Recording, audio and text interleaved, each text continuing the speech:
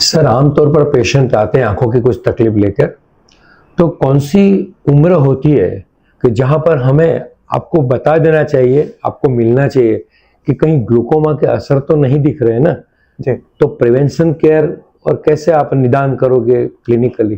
Basically sir क्या होता है, ग्लाकोमा जैसे हमने डिस्कस किया तो most of the time after 35 to 40 years के बाद उसके चांसेस बढ़ जाते हैं। सो रूटीन हम सबको ये एडवाइस करते हैं कि अगर आफ्टर द एज ऑफ 40 साल में एक बार कम से कम अपनी आंखों का रूटीन चेकअप कराएं। बेसिकली आपका चेकअप ग्लाकोमा स्पेशलिस्ट से कराना चाहिए, ठीक है, क्योंकि ग्लाकोमा स्पेशलिस्ट अर्ली डिटेक्शन में एक्सपर्ट होते हैं।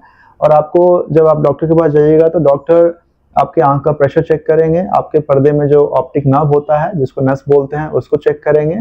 फिर आपका एक आंख में एक स्ट्रक्चर होता है जिसको हम बोलते हैं एंगल ऑफ द आइज। वो हम एक बेसिक इंस्ट्रूमेंट होता है गोनियोस्कोप, उससे देखते हैं, उससे पता चलता है कि ओपन एंगल ग्लाकोमा है कि क्लोज एंगल ग्लाकोमा है।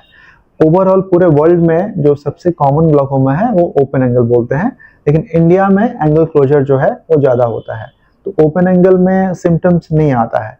एंगल क्लोजर में कभी कभी किसी किसी को सीवियर हेडेक होता है, आंख लाल हो जाती है, उल्टी जैसा होता है। तो एंगल क्लोजर ग्लाकोमा जो है, जो इंडिया में थोड़ा ज्यादा है compare to overall in the world, उसमें लक्षण आते हैं। बट जो सबसे कॉमन ग्लाकोमा है पूरे वर्ल्ड वाइड, जिसको हम बोलते हैं प्राइमरी ओपन एंगल ग्लाकोमा, उसमें कोई लक्षण नहीं आते हैं।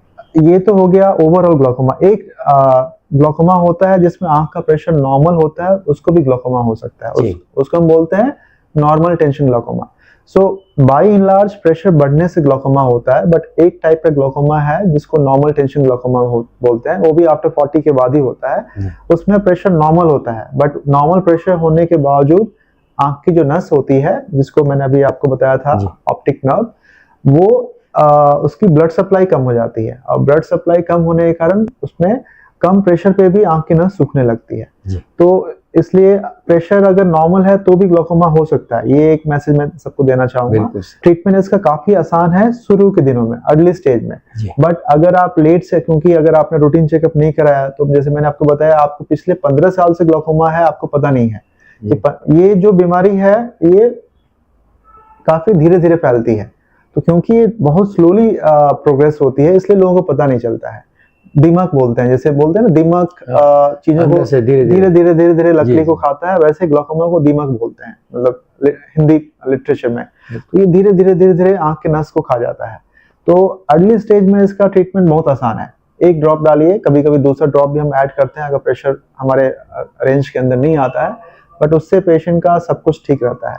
अगर तो रूटीन चेकअप इसलिए जरूरी है। पेशेंट अगर रूटीन चेकअप में नहीं आए, उनको जब तक पता चला कि उनको ग्लाकोमा है तब तक काफी लेट हो जाता है। उस समय तक 50 से 60% उनका ऑप्टिक जो नर्व होता है वो सूख जाता है। तो जो नस सूख गया है वो वापस जुड़ेगा नहीं। तो जो हमारे पास लेट स्टेज में पेशेंट आते हैं, उनका ट्रीटमेंट हम करके जो आंख का नस बाकी है 20% 30%, उसी को हम ट्रीट कर सकते हैं। जो गया वो वापस ट्रीट नहीं होगा। अनफॉर्चुनेटली अभी मतलब इतने साइंस इवॉल्व हो गया है, लेकिन ग्लाकोमा में जो नस सूख गया उसका कोई ट्रीटमेंट नहीं है। इसके लिए बहुत खतरनाक बीमारी है, क्योंकि आपकी बीमारी पता भी चल गई, लेकिन डॉक्टर के पास कुछ ट्रीटमेंट नहीं है आफ्टर सर्टेन स्टेज। ट्रीटमेंट उसी को कर सकते हैं जो नस अभी हेल्दी है। जो नस सूख गया उसको कोई भी आप सर्जरी करके, ड्रॉप्स डाल के, लेजर करके उसको ठीक नहीं कर सकते।